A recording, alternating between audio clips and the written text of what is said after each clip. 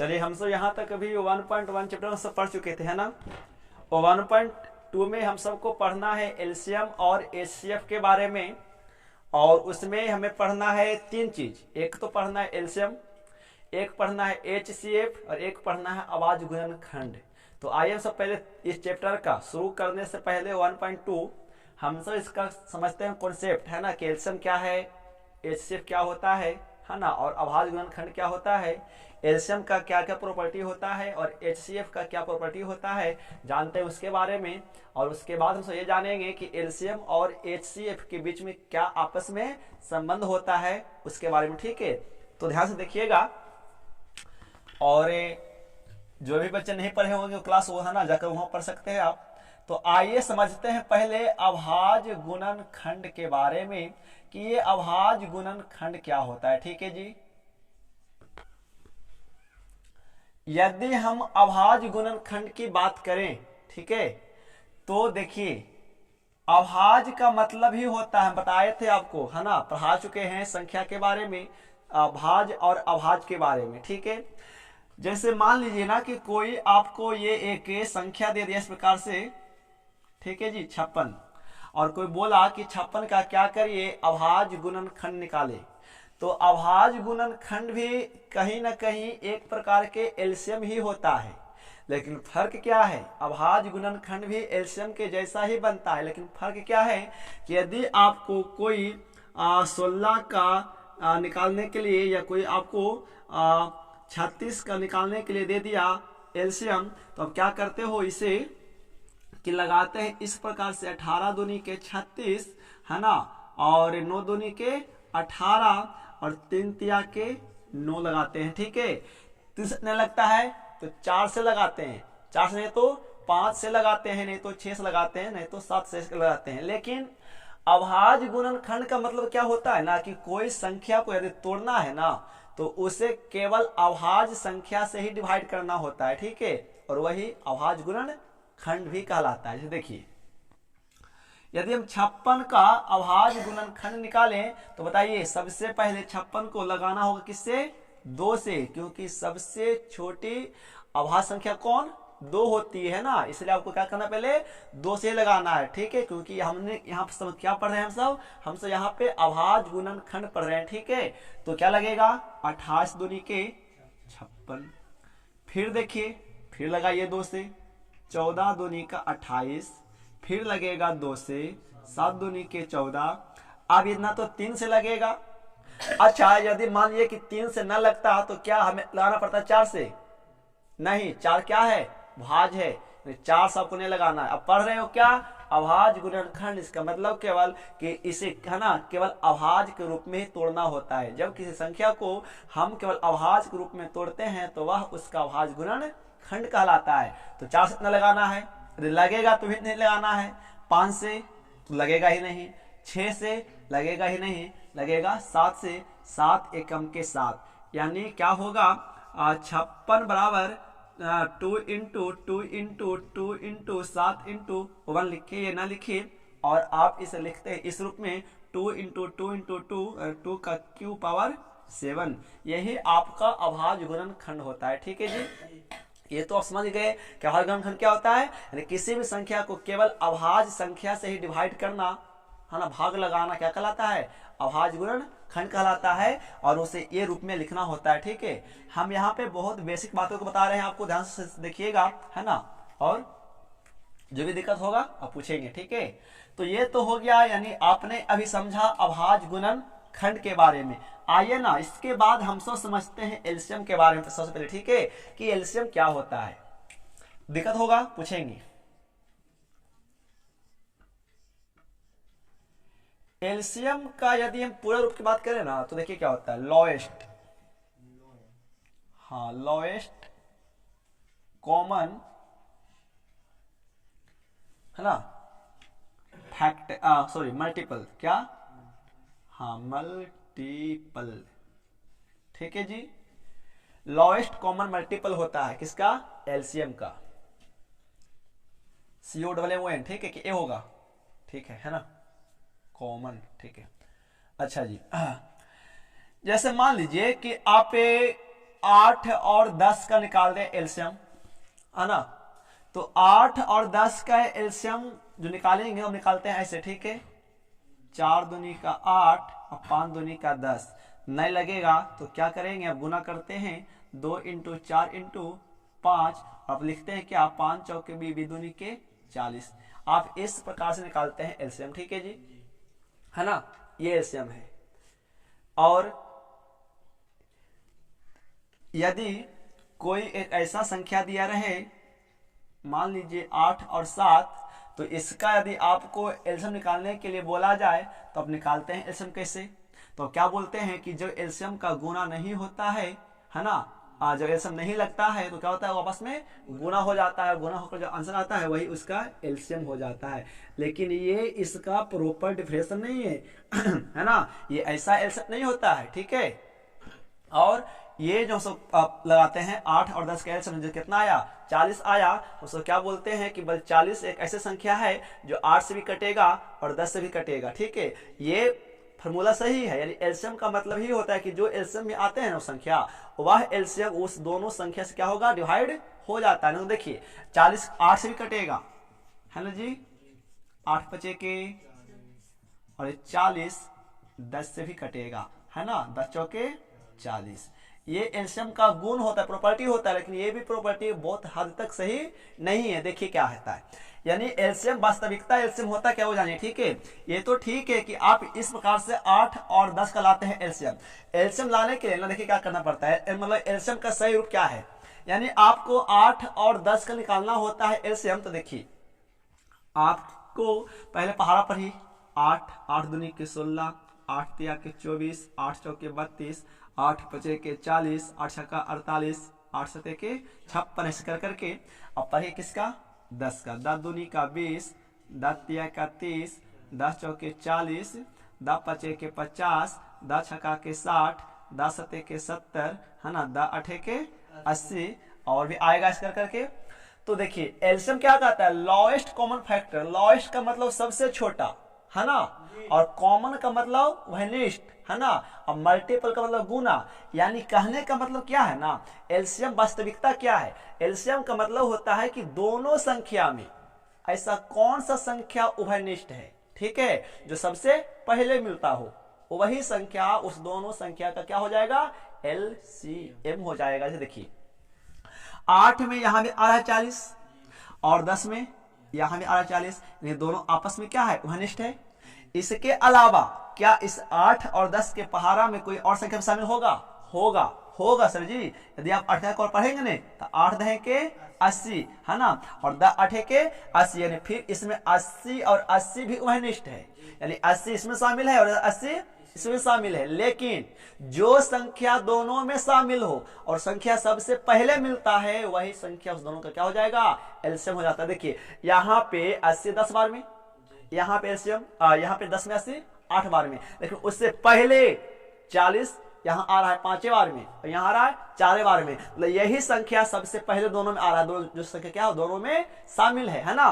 यहाँ पे शामिल तो 80 भी है, लेकिन उससे पहले और संख्या शामिल है ना, तो जो संख्या उससे पहले शामिल है वही संख्या क्या होगा उसका एलसीएम। यानी यहाँ पे 8 और 10 का एलसीएम कितना हो जाता है, सॉरी कितना, 40 हो जाता है, ठीक है।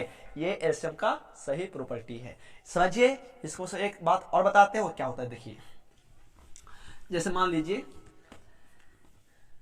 कि 15 और कोई दिया 30 का एलसीएम, है ना जी, कोई दिया आपको इस प्रकार से, है ना। तो देखिए क्या है, अब 15 और दिखाएंगे 30 का एलसीएम, तो क्या करेंगे आप, देखिए पर सिखा रहे हैं मतलब कि एलसीएम क्या होता है। 15 दूनी के 15 तिया का 15 चौका 15 पचे के 15 छक्के 15 सत्ते, सॉरी ऐसे करके, है ना। और पहले 30 का था 3 दूनी का 30 तिया का 30 चौके। देखिए ना ये दोनों में ऐसा कौन सा संख्या है उभयनिष्ठ, यहाँ क्या है 30 भी है, यहाँ उभयनिष्ठ 60 भी है, उभयनिष्ठ 90 भी होगा।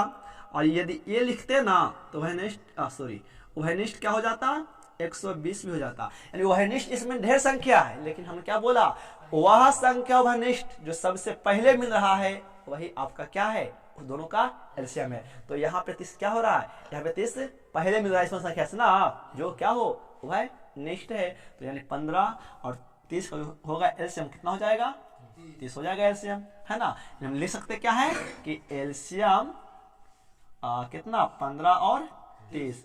इससे पहले बात देखिए, कोई दिक्कत नहीं कि कितना 30 आएगा एलसीएम, ठीक है जी, ये हो गया। लेकिन बात यहाँ ये नहीं रही, ये तो अब एलसीएम समझ में आ गया कि एलसीएम क्या होता है। यहाँ एलसीएम ये होता है कि सर क्या, जैसे मान लीजिए सर कि दो कोई संख्या है ए और बी, और सर यदि ए बी का एलसीएम नहीं होता है ना, तो क्या होता है इसके जी, ए और बी का एलसीएम क्या है, ए बी हो जाता है ना।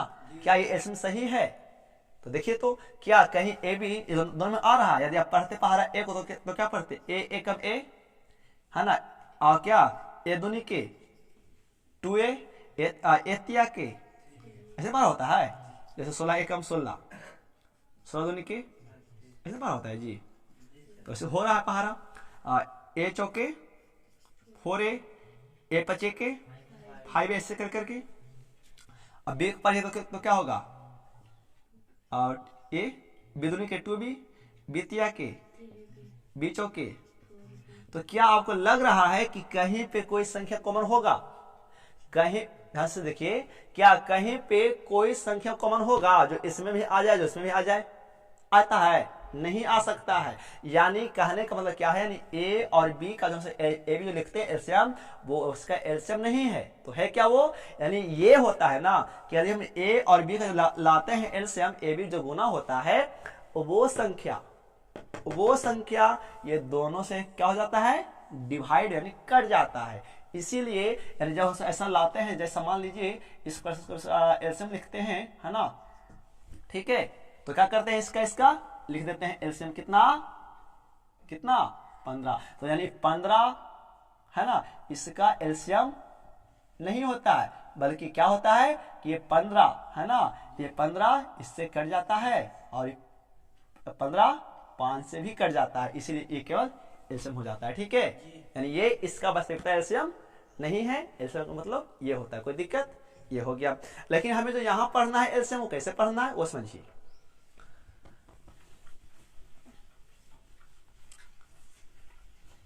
हमें उम्मीद है कि आपको समझ में आ रहा होगा, समझ में आ रहा है ना, हाँ, कि एलसीएम क्या होता है, ठीक है। लेकिन हमें जो यहाँ पढ़ना है एलसीएम का तरीका, वो कैसे पढ़ना है वो समझिए, ठीक है। मान लीजिए कि हमें 8 और 10 का निकालना है एलसीएम, तो हमें जो यहाँ पढ़ना है ना, क्या 8 और 10 का एलसीएम अभाज्य गुणनखंड विधि के द्वारा, है ना। सवाल आएगा कि 8 और 10 का क्या करिए, अभाज्य गुणनखंड के द्वारा क्या करें, एलसीएम निकालिए। तो देखिए क्या होगा, यानी अभाज्य गुणनखंड के द्वारा जब आप निकालेंगे एलसीएम, तो पहले 8 को तोड़ेंगे कौन रूप में, अभाज्य गुणनखंड के रूप में। तो ये 8 को 4 दूनी के, 2 दूनी के, 1 दूनी के 3, तो इसको क्या लिखेंगे करके, 2 के पावर 3। आप तोड़ेंगे किसको, 10 को, तो क्या लिखेंगे, ये ना। अब देखिए, अब हम सबको यहां पर यह देखना है क्या, कि दोनों में कौन कौन सी संख्या शामिल है, उसका वर्ग का पावर लेना है। दोनों में यानी 8 वाला में भी और 10 वाला में भी कौन कौन सा संख्या शामिल है ना, जो संख्या कॉमन हो, जो संख्या दोनों में शामिल हो, उसका बड़ा पावर लेना है। तो देखिए यहां भी 8 में 2 के क्यू है, 2 शामिल है ना, और 10 में भी 2 शामिल है, तो यानी इसमें ये संख्या क्या है, उभयनिष्ठ है, कॉमन है। इसमें 8 वाला में 2 है, हाँ, तो लेना कौन पावर, वर्ग का पावर। तो क्या लिखेंगे, एलसीएम 8 और 10 का, तो लेना कौन पावर, वर्ग पढ़ लीजिएगा ना। तो बड़ा पावर यहाँ कितना पावर होगा, 1 ना, तो 2 के पावर 1 बड़ा कि 2 के पावर 3 बड़ा, 2 के पावर 3 बड़ा।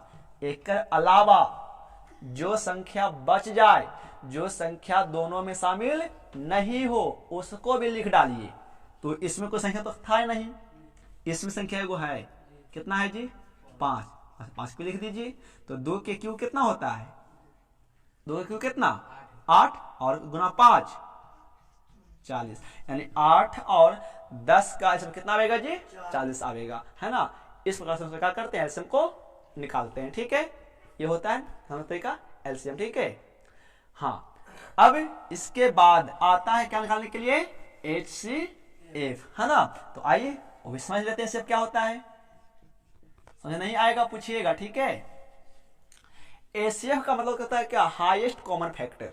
क्या होता है, हाईएस्ट कॉमन फैक्टर होता है, ठीक है। जैसे देखिए फॉर एग्जांपल मान लीजिए कि यही कोई बोलता कि 8 और 10 का क्या करिए HCF निकालिए। तो HCF निकालने का दो तरीका पढ़े थे हम सब, एक भाग विधि के द्वारा और एक यूक्लिड विभाजन के द्वारा। लेकिन हमें यहाँ जो निकालना है ना HCF, वह क्या करना है, हमें अभाज्य गुणन खंड के द्वारा 8 और 10 का HCF निकालना है। तो देखिए वही करेंगे, पर क्या करिएगा 8 का अभाज्य गुणनखंड निकालिए, तो 2 इंटू 2 इसे लिख दीजिए पावर के रूप में। तो क्या 2 के पावर 3 और 10 क्या टूटेगा जी, और टूटेगा क्या, नहीं टूटेगा। तो हमसे यहां क्या करेंगे 8 और 10 का HCF, या लिख सकते हैं क्या HCF ब्रैकेट 8 10 का, ठीक है। तो देखिए HCF का मतलब क्या है, यानी आपने अभी क्या पढ़ा एलसीएम में कि वैसा संख्या लीजिए दो जो दोनों में शामिल हो, है ना, उसका बड़का पावर, ओकर अलावा जो नए भी शामिल हो, है ना, जो शेष बच गया हो जो दोनों शामिल ना हो। जैसे एरा में संख्या 11 रहता, मान लीजिए 4 रहता, एरा में 5 रहता, जैसे एरा में 3 रहता और 5 रहता, तो 2 तो पहले शामिल था दोनों में, तो ओकर लिए बड़का पावर, एक अलावा 3 यहां है, यहां 3 है, यहां 5, यहां 5 है, तो जो बच गया उस सभी के लिख डालिए, यानी यहां 3 रहता 3 में लिख लेते, है ना। तो ये था एलसीएम में। लेकिन HCF में क्या है समझिए, वैसा संख्या जो दोनों में शामिल हो उसका छोटका पावर, खाली जो शामिल होगा उसी का पावर छोटका लीजिएगा, बाकी की शेष संख्या को नहीं लेना होता है। तो देखिए यहां पर 2 शामिल है, तो यहां पर 2 है, मतलब देखना है कि दोनों में कौन सा शामिल है। यहां 2 है तो यहां भी 2 है, इसका लेना है कौन पावर, छोटका पावर। तो यहां 2 के पावर 3, यहां कुछ है तो पावर कितना है 1 है। तब बोलिए HCF में 2 के पावर ये 2 होता कि ये 2 होता, हाँ छोटकरना पावर होता है ना। और क्या इसके अलावा 5 लेते नहीं, केवल जो शामिल हो दोनों में कॉमन हो उसका छोटका पावर लेना है HCF, ठीक है। तो यानी 8 और 10 का कितना है HCF 2। यानी सुनिए हाईएस्ट का मतलब क्या होता है ना समझिए कि 2 ही एक ऐसी संख्या है जो 8 को भी काटेगा और 10 को भी काटेगा, इसके अलावा कोई और बड़ी संख्या हो ही नहीं सकता है। हाँ छुटकरना हो सकता है, आप देखते हैं H है हाईएस्ट मतलब बड़ा, यानी 2 से बड़ा कोई और संख्या ऐसा नहीं है जो 8 को भी काट दे और 10 को भी काट दे। हाँ 2 से छोटा काट सकता है ना, दोनों को 8 और 10 को, लेकिन 2 से बड़ा कोई और संख्या ऐसा है ही नहीं जो 8 को भी काट दे और 10 को भी काट दे। मतलब 2 ही एक वैसी बड़ी संख्या है जो 8 को भी काटेगा और 10 को भी काटेगा, ठीक है। तो ये होता है HCF निकालने का तरीका, यानी एलसीएम में लेना है कॉमन वाला संख्या जो दोनों में शामिल हो उसका बड़का पावर, बाकी के अलावा जो संख्या बचा उसको लिख डालिए। लेकिन HCF में जो केवल दोनों में शामिल तो हो उसका छोटे वाले पावर लेना है और बाकी के शेष संख्या को नहीं लेना होता है, ठीक है जी। ये होता है यहां तक। तो हम सब इस प्रकार से HCF और LCM को यहाँ पे सब पढ़ेंगे 1.2 में, है ना। तो ये पूरा आपका था कॉन्सेप्ट, कुछ बात इसका रह गया होगा तो बता देंगे आपको अगले वीडियो में, ठीक है। ये होता है ना।